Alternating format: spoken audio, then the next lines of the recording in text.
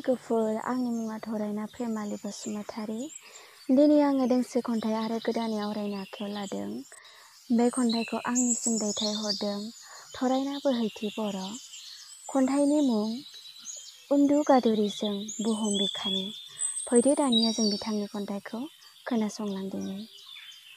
उन्दुगादुरिजों बुहुम बिखानि, दाबोनो सिरि मोनाखै हनै बेसेदि समायना सोमखोर मिथिंगानि बिखा गेजेरजों समायना रमायना दाउसिन दाउला गोदै देंखो बोना रंजादोंसै।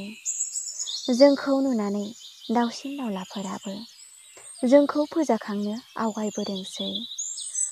बुहुम बिमाया दुखुआव गबबबाय बायदि सुबुंनि मैया मैया साननाय, बेफोरखौ नुनानै दिखाराव गाबबाय।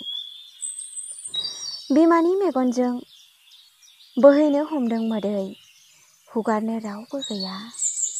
दं दुखुआव जेरावबो गोग्लैसोना, नाथाय फोथायनाय गैया। दङ जेरावबो खालि एना एनिनि फुंखा। दङ बेनि गेजेरावनो गोजोननाय, नाथाय रावबो सायख'ना लानो रोङा। एसेनोसै, गोजोन्थों।